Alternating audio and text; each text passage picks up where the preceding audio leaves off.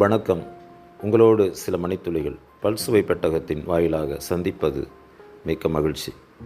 பின்தொடருங்கள், உங்களுக்காக நல்ல நல்ல பதிவுகள் இங்கே தரப்படுகிறது. இன்று மயில் அழகான ஒரு பறவை, அதை பற்றி சற்று பேசுவோமா? மயில் இந்திய நாட்டினுடைய தேசிய பறவை, நம்ம எல்லோரும் அறிந்தது. அது மட்டுமல்ல, முருகனுக்கு, தமிழ் கடவுள் முருகனுக்கு அது சிறப்பு வாகனம், இதுவும் நம்ம அறிந்ததே. இவ்வளவு சிறப்பான மயில் எவ்வளவு சிறப்பு தன்மைகளை பெற்றிருக்கிறது என்பதையும் நாம் தெரிந்து கொள்ள வேண்டும். பொதுவாகவே மயில் தோகை விரித்து ஆடுகிற போது மழை வரப்போகிறது, மழை வந்தால் அது ஆடுகிறது என்று ஒரு கூற்று இருக்கிறது. ஆனால் உண்மை என்ன தெரியுமா?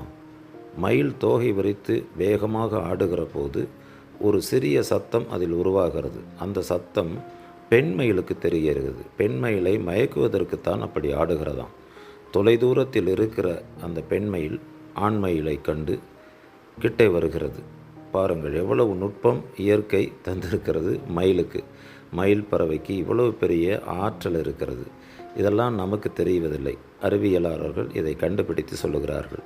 ஆகவே மயிலுக்கு இவ்வளவு பெரிய ஆற்றல் இருக்கிறது. அது மட்டுமல்ல, தரையில் அதிகமாக சுற்றி திரிகிறது. ஆனால் இரவு நேரத்தில் மரங்களின் உயரத்தில் போய் அமர்ந்து கொள்கிறது. எவ்வளவு பாதுகாப்பாக இருக்கிறது! காரணம், பல விலங்குகள் அதை தாக்கக்கூடும். அதற்காக அது மேலே சென்று விடுகிறது.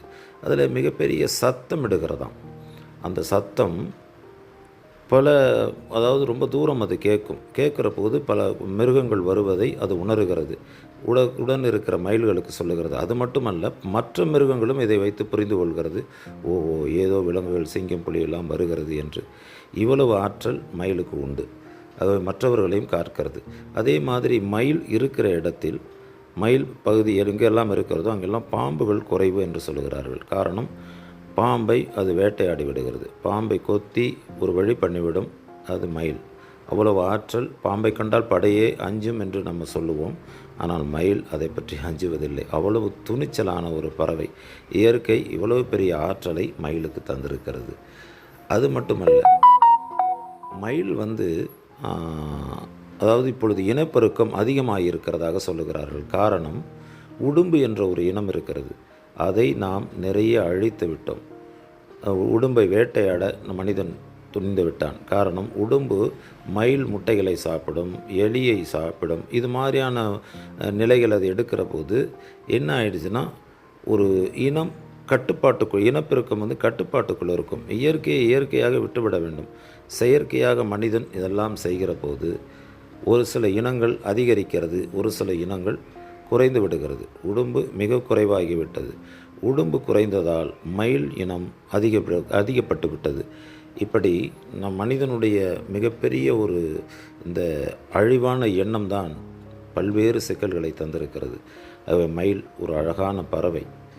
பாராளுமன்றத்தில் பேரறிஞர் அண்ணா பேசும்போது கூட, மயிலை நீங்கள் தேசிய பறவையாக வைத்திருக்கிறீர்கள், காகத்தை தானே வைத்திருக்க வேண்டும் என்று ஒரு மொழி சார்ந்த ஒரு கேள்வியை எழுப்பினார். இதெல்லாம் வரலாற்றில் இடம்பெற்றிருக்கிறது. ஆகவே மயில் என்ற ஒரு அழகான பறவை நமக்கு கிடைத்திருப்பது மிகப்பெரிய ஒரு வரப்பிரசாதம். அதை பாதுகாக்கப்பட வேண்டும். ஆனால் கட்டுப்பாட்டில் வைத்து கொள்ள வேண்டும். மயில் தோகைக்காக மயிலை நிறையா அடிக்கிறார்கள். அதெல்லாம் தவறான ஒன்று. அது மட்டுமல்ல, நம்முடைய பள்ளி குழந்தைகள் மயில் இறகை வைத்து கொள்வார்கள் பாடப்புத்தகத்தில். இன்று அப்படி நடக்கிறதா என்று தெரியவில்லை. முன்பெல்லாம் அப்படித்தான் இருந்தது. மயில் இறகை அவ்வளவு பாராட்டி வைத்து கொள்வார்கள். மயில் தோகையை வைத்து அந்த மேலே தட்டி விடுவார்கள். அதெல்லாம் ரொம்ப சிறப்பாக இருக்கும். அதெல்லாம் நினைத்து பார்க்க வேண்டியதாக இருக்கிறது. ஆகவே மயில் ஒரு அழகான பறவை நமக்கு கிடைத்திருப்பது மிகப்பெரிய வரப்பிரசாதம்.